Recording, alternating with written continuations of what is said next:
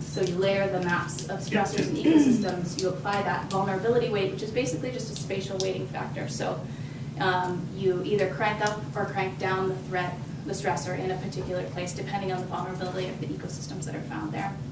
And then you calculate this impact score basically by averaging across ecosystems and summing across all the threats that are found in a given place.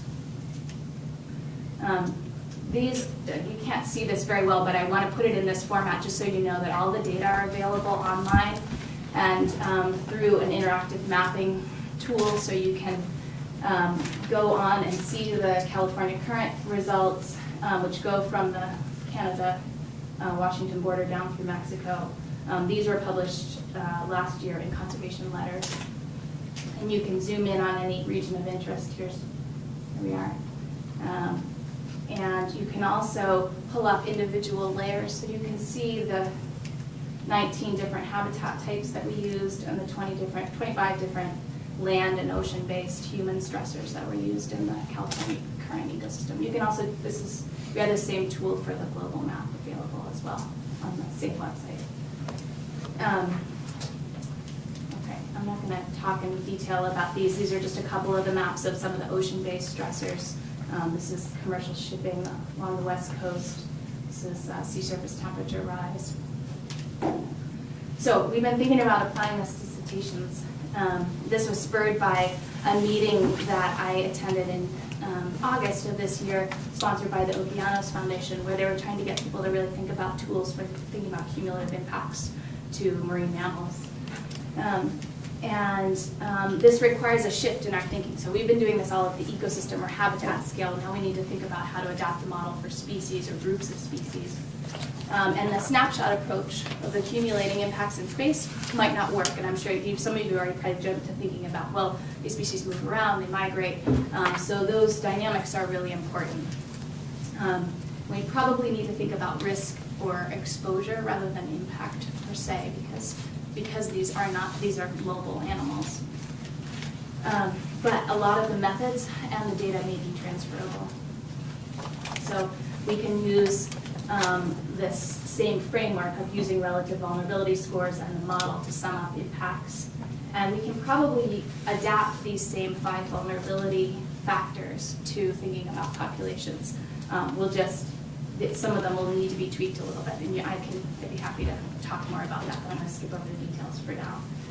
But importantly, a lot of the stressors have already been mapped for this region and for other places of concern. So next steps, we're kind of just embarking on this work.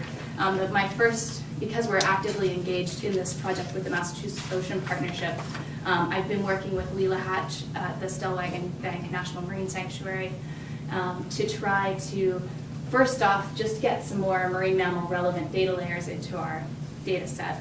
In particular, whale watching and ocean noise, a simple first approximation of ocean noise for the area, basically based on ship traffic.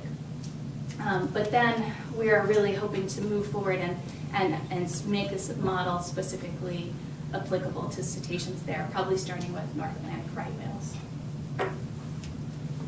But in the future, we're poised to do the same kind of work here in the California current, because the human use data layers already exist.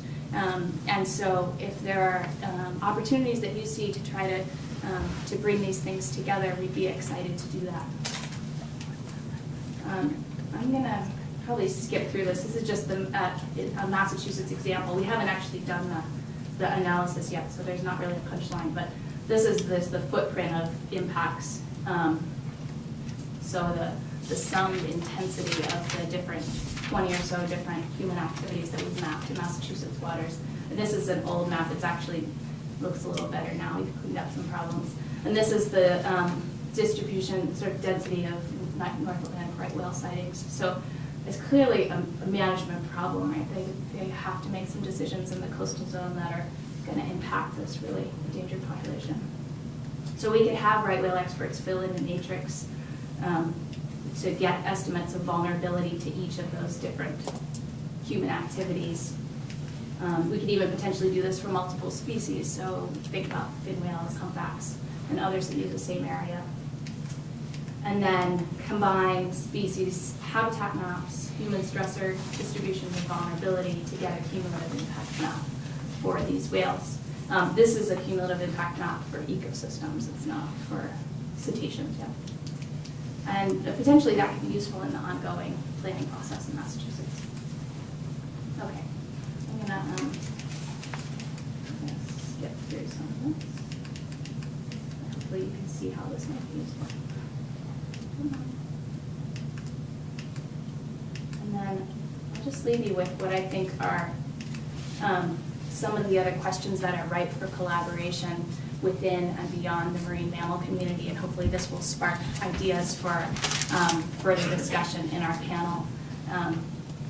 One, the marine spatial planning process that's happening in Massachusetts is one of the first ones in the country to be trying to move towards something that's a little bit more comprehensive, but the West Coast Governors Agreement sort of set things up for that a potential process in California. And there's also the ongoing Marine Life Protection Act initiative, which is setting up a statewide network of marine reserves or marine protected areas within California. There's the potential to dialogue and interact with that community, and in particular the monitoring process. So that's an opportunity. A lot of these others have come up over the last day or so. These are questions that are difficult to get at and are really going to require collaboration. Understanding impacts of climate change, forecasting future impacts in Southern California, grappling with emerging threats. This is something that really came out on the threats panel yesterday. Studying transboundary populations. Armando emphasized this, the international problem. We need to collaborate across borders better. And potentially addressing phylogenetic questions is something else that will require collaboration. So I think I'll stop there in the interest of preserving your lunch hour and